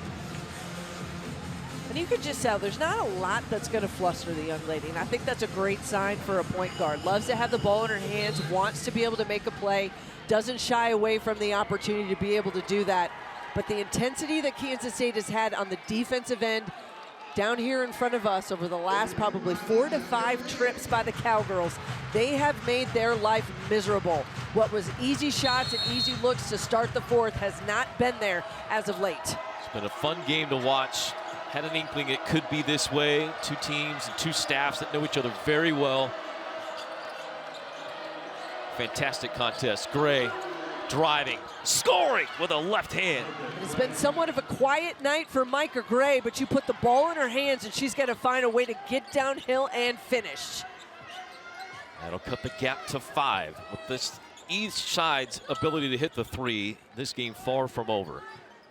King State is trying to take the life out of the ball a little bit here in the fourth quarter. Letting Garcia operate. Classens with everybody pulled out. She'll drive and score, and that's 18 for Classens. Talk about 4 out, 1 in. Talk about 5 and be able to go one-on-one. Hurd gets blocked again. That's Tess Heal's second big block here in the fourth quarter. Same mentality, same decision here. Heel left wide open, 3-ball! I don't know if that was the shot Jeff Mittie wanted, but they left Tess Heel wide open in the corner. And this crowd exploding on the play of Tess Heel. Jeff Mittie was calling for Gina Garcia to pull it out, but they found Tess Heel in the corner, Brian. And there she is, wide open. Miscommunication by the Cowgirls. And the senior steps up big time and knocks down a huge three late. Just a minute 19 to go. Desperation time for the Cowgirls. They need a bucket. Air ball. I'm not sure if Gray got confused on the clock, but she just fired up a wild three. J.C. Hoyt turned to her bench, but palms extended like, what was that? And now with a minute to go, Kansas State in the driver's seat with a double-digit lead. This was all tied at 52 all with about 3 at the 8-minute mark, Brian. Think about what Kansas State has been able to do defensively and really shutting down Oklahoma State late. Harad blocked the shot but got the body of Whiting. He'll get back to the free throw line. Tess Heel, big part of this 12-2 run. For more on Tess, let's get Sophie Smith. Thanks, Brian. When asked about what it's like having Tess Heel back, Nastia Klassen says that she's just such a good leader on and off the court. She continued to say that she just brings a lot of calmness to this team that they need in different situations. So having her positivity and presence is definitely a game changer, and we're seeing that right now, guys. Jeff Mittie has echoed that as well, saying with a younger team and somewhat new, the Europeans that are here for K-State, there are often, they go over a lot of things in the huddle, and they go out on the floor and everybody kind of loses it for a minute. And Tess Heel is the one that then reiterates everything that was said in the huddle by Jeff Mittie to the rest of the team. Without her in the game for those 3 games, that was a missing piece that they really missed. Yeah, I think she's a very constant, calming presence for this Wildcat squad, and that has been her role. And you looked at her where early in the season, probably where it was every so often she would come up with a big game. But then she really took on sort of that role where you're going to be consistent and you're going to be the one that's going to produce. You want the ball in your hands. They gave her a chance to showcase what her game could be and how she could thrive in one-on-one situations. And all of that has been an added boost and an added lift. But kids with high IQ, they understand. They understand what it takes to be able to win, to keep your team on track. And down the stretch, those are the ones you want on the floor. Timeout, Kansas State. You look at toughness and the ability and the mental and intestinal fortitude to play this game of football the way that it needs to be played is different. Some people like to visit physicality, we live that. We're going to be the new old school, and we are going to move our program forward and take the steps necessary to chase excellence in everything we do. And the time is now. Every single one of us in here has something to give to help take this program where we need it to go. Jeff Mittie and the Wildcats drawing up what they need to do here in the final few moments, leading in the game. That foul was only the 4th by Oklahoma State, so it's not bonus time yet for the Wildcats, so they'll have to play it in against this Cowgirl pressure. And you see fouls to give 0 for Oklahoma State. Next one puts K-State at the line. I mean, we're talking about a 12-2 run over the last couple minutes here. This game was knotted at 52, just at the 8:02 mark. With Jeff Mittie had to take a timeout, and they had to talk about it. And since then, the Wildcats have ratcheted up the defense. This is the top scoring offense in Big 12 action this season. And this Cowgirl team averaging just shy of 76 points a game. And this Wildcat defense has held them to 57 here with under a minute to go. You think about what that takes. It's intensity, it's activity. And they have made it very difficult for Oklahoma State to do what they like to do. And they neutralized any kind of post game, made it a much smaller lineup, forced them to have to use it. And that's exactly what they did. Not sure there was much there of a foul, but Bill Lawrence says yes. J.C. Hoyt not happy about that. They got what they wanted, the trap in the corner. But the whistle comes, and it puts K-State at the free throw line. Can understand why Coach Hoyt was upset with that. Everything lined up perfectly. You got K-State down in the corner, trapped. Yeah, and the intention was not to foul. And I think that's the conversation. Is she said we didn't want to foul. That was not what was going to happen. With that said, the whistle comes. You put Tess Hill at the free throw line because it was just the 4th foul earlier. That's the 5th. Now you're in the double bonus situation. The lead is 10. K-State's led by as many as 12. Micah Gray hits a 3-pointer, so Gray's going to get to 15 points, right on her average. Hill dribbling out of pressure, nearly fumbled it away. K-State able to get it into the front court with 30 seconds to go, and they'll play a little keep away. I think we might get a reset here on the clock because I'm not sure the clock started when the ball got put in play, and yet they are calling the officials over. Take a look at this here. It stopped as Hill was going up the sideline. So we're going to get the old stopwatch out and try to figure out what the time is. This is the second timing error that's happened here tonight. Let's take a look at the upcoming schedules for these two teams. We talked about it before. Both of these two teams have some critical games coming up. Oklahoma State beginning a very difficult final 6-game stretch. They get back home, but it's Texas Tech who's been the surprise team all year. Yeah. Next up. And ranked number 16 in the country. Then you're going to face Utah, and then you're going to have to go to West Virginia, which is by far not one of an easy place to play. At Iowa State, and you're going to close the regular season at home against a surging Kansas squad. So this is a very difficult 5-game stretch for J.C. Hoyt, and she has talked about with her team about that, with the understanding you've got to take it game by game, but that there is not a night off in this league. You got to bring your A game. Tonight, their struggles have been way more on the offensive end. And I think they kind of let some of that lack of offensive production impact their intensity on the defensive end. We saw it in spurts, but it wasn't for that 40 minutes, which is what they are so used to being able to doing, disrupting opponents and scoring at will. This team does not get held below 70 points often. The 60 points right now would be a season worst if it holds. Let's look at K-State's upcoming schedule. It gets no easier for them. No. 3 of the next 4 on the road, 2 of them against teams that were ranked in the preseason top 10 or top 20. Yes. But Iowa State red hot is next up for the Wildcats. Yeah, and then it'll be a rematch on the 21st of February here against Kansas, a game of which the Wildcats did not play well in Lawrence. Kansas controlled that from the tip. Tess Hill, she was unavailable. That was the first game of the 3 games she missed with that NCAA violation. But what is crazy is to think that Kansas State's going to face Iowa State twice here from now until the end of the season. But by the time you hit the end of February, you will know where everyone will be in the pecking order for the Big 12 tournament. And Kansas State wanting to put themselves in a position where you can find a friendly matchup, one in which you feel real comfortable with. See if you can't run off a couple wins in Kansas City. Now, we mentioned K-State's postseason chances are extremely slim. There is still an opportunity. That's the meme from Dumb and Dumber. So you're telling me there's a chance. Yes, there is a chance for K-State, but it is very small. Jeff Biddy has been very open about, listen, we're not talking about that. We've got a team that's just trying to figure it out day by day. This will only be the second time this year that K-State has won back-to-back conference games that will get them above 500 in league play to 7 wins. But as you said, an oddity in the schedule, that rivalry game with Iowa State, they get 2 of them here late, and it's probably the worst time to catch Iowa State as they're getting healthy and surging here at the end of the year. So yeah, it may not be a great break for the Wildcats in that regard, taking on Iowa State. We'll see how that plays out on Sunday. That's a national broadcast on ESPN.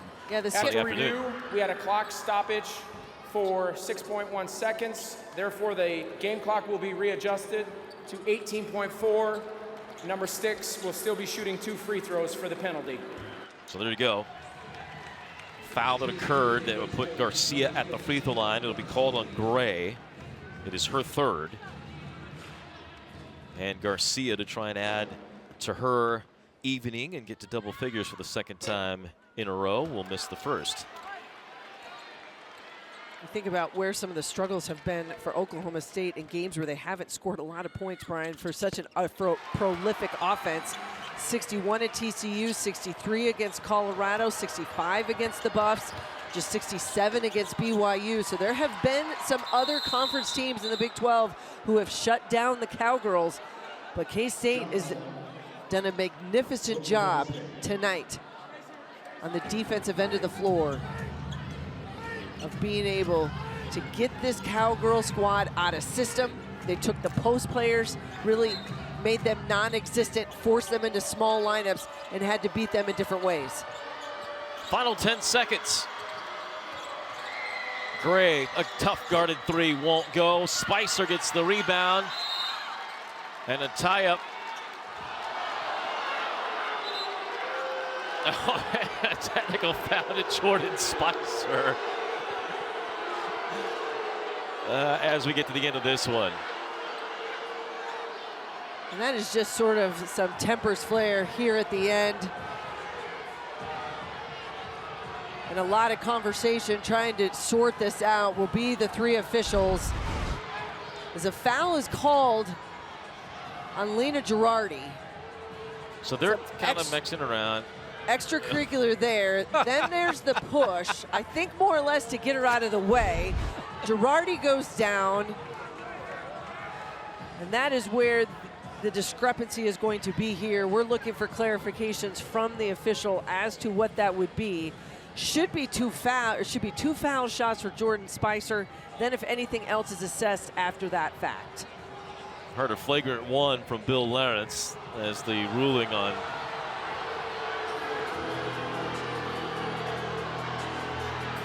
And all of this happening with 1.4 left on the game clock. And Kansas State up by 8. Ultimately, this being. The ruling on the floor is we have a common foul on Oklahoma State number 2, which will result in 2 free throws for Kansas State number 23. After the dead ball, we have a flagrant 1 foul on Kansas State number 23, which Oklahoma State will shoot 2 shots. The play is under review. So they will review whether there's a flagrant 1 on Spicer. Now Spicer, before the acting by Girardi to it on the push by Spicer, Spicer did swing an elbow. Yes. And now so that It's action. all going to be part of what is looked at and reviewed here. Right there goes there. the elbow. The elbow goes high. Second elbow into the chest. Yes. Yep. So there is multiple contact made. And I think the issue here is that if you are the officials, that while the ball and Jordan Spicer has the ball, yes, she was fouled, there was somewhere else for her to go. She makes that last contact with Lena Girardi. Now, does it warrant the flop to the floor? That's another question. We will leave that for others to decide. But I think the officials more than likely, whether this is downgraded just to a technical foul and not a flagrant foul, however they want to go about this, regardless, in my opinion, it's to the point where Jordan Spicer had another route of which she could have gone. For sure. Instead, she decided to go through Lena Girardi. That is where the whistle comes. So a flagrant 1 would be unnecessary, excessive swinging, unnecessary hard or not a direct play on the ball, away from the play. Flagrant 2 is extreme, unacceptable, where you're fighting. The call on the floor stands. We have a common foul by Oklahoma State number 2, followed by a flagrant 1 on Kansas State number 23.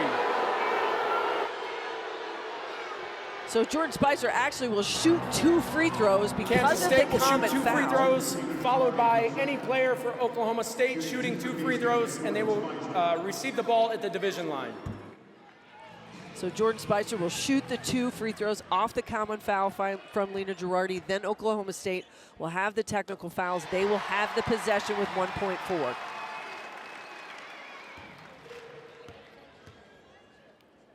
K-State can pick who they want to shoot those free throws for Oklahoma State, or Oklahoma State can pick, I think, who they want to shoot the free throws. Gray will be the one that will do it.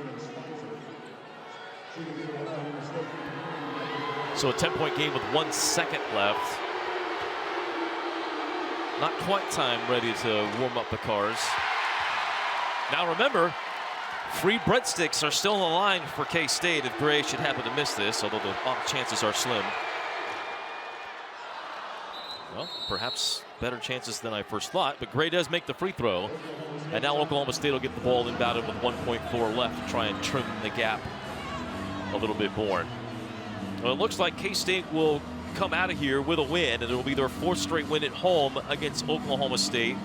Cowgirls have won 2 in a row in Stillwater. It's been a nice little rivalry in the last few years with J.C. Hoyt, who is from Kansas, played down at Wichita State, battled through injuries in her high school career, and then again in the collegiate level. Came here to K-State as an assistant for Jeff Mitty's staff, served here for a number of years, then went off to Kansas City, was a head coach there, very successful for 5 seasons, and now in her 4th year has got the Cowgirls rolling. 1 win shy of yet another 20-win campaign. And I think this will be a disappointing, though, performance for the Cowgirls, just in the sense as though they have felt like when the games in which they were making great progress and being able to put their foot on the gas, having come into Manhattan, having won 3 of their last 4, they could not get it done here tonight. That will move them to 8-5 in Big 12 play. And Kansas State is going to go over 500 now to 7-6 in conference action. Wildcats win back-to-back games in the league for the first, or for just the 2nd time this season. They'll try and keep the good vibes going. And next one, a tough one, a rivalry game at Iowa State, coming up on Sunday on a national broadcast on ESPN. As the Cowgirls will head back to Stillwater, get ready for Saturday's game against 16th-ranked Texas Tech, as the Lady Raiders are able to hold serve at home against Kansas today, 70-65. And that'll be a big game for both teams in Stillwater. Jeff Mitty getting surrounded by his team on the pink game. They get the job done, get the win. Big day for the Wildcats. Nastia Classens, 18 points. She remains red hot. 16 for Tess Heel. No one else in double figures. Gina Garcia, 9 points, 9 assists. Let's go to Sophie Smith, who's with Jeff Mitty. Coach, you liked your team's energy and effort defensively in that first half. What did you think about them in the second? Well, look, this was going to be a back and forth game. The 3rd quarter, we gave up too many layups, gave up too many drives, but I thought we were tough all night. I thought we were resilient all night. We answered their run, and we made some plays down the stretch. Yeah, there's nothing easy in this conference. No, and they're a really good team, and we're playing better, and I thought we played tough, and I thought we played with a lot of poise tonight, so really proud of them. Well, 2 back-to-back conference wins. What does this say about your team at this point in the season? Well, we're getting better. We've been so up and down all year, but all you can do is come in and work and get better, and this group's continuing to do that. Thanks, Coach. Thank you. Jeff Mitty's team gets the victory. They get 2 in double figures, and as we said before, really found their offensive footing in the second half. 2 teams that couldn't hit anything in the first half. K-State shoots 67% from the floor in the second half, hitting 16 of 24 shots, and Oklahoma State 56%. Listen, these 2 teams know each other very well. Yeah. It's too bad we only get ones of them. They should play twice. Yeah. But let's first start with Oklahoma State. Disappointing, no doubt. They fought to the finish. What do they take out of this game as they move forward? Well, I think it's the energy and effort, which they're always going to have. I thought it was a little lackadaisical early, and I think J.C. Hoyt absolutely addressed that, not only in timeouts, but at halftime. And then when they made the run, you saw how explosive they can be. But give credit, because I think this Kansas State defense really kind of neutralized the explosiveness of what Oklahoma State can do. Keep in mind, the Wildcat defense has been on point. It was the 3rd lowest scoring output for BYU in Big 12 play when they beat them 77-52 on Saturday. And then you're going to hold this Oklahoma State team to 61, which is averaging 76 a game in conference play. So you have to be very pleased with just the effort and the intensity that you had defensively. There were some broken plays, and there were some tough possessions for both of these squads with bad shots and just not a lot of great opportunities. But K-State made the buckets when they needed it down the stretch, and that's what mattered the most. And I think you're finding that momentum momentum, finding spurts and little kind of glimpses. When you can put the package together, good things happen. Cats get another win here at home. Cowgirls came into the game averaging almost 10 threes a game overall, almost 9 a game in Big 12 play, but they ran into K-State, who was second best in the Big 12 in three-point defense at 29%. Today, they hold the Cowgirls to 4 of 16 behind the arc. Great work by everybody on our squad. For Sophie Smith, for Missy Heydrich, this is Brian Smolder. For producer-director Alex Karbash saying, reminding you that this has been a presentation of ESPN. Good night from Manhattan, Kansas.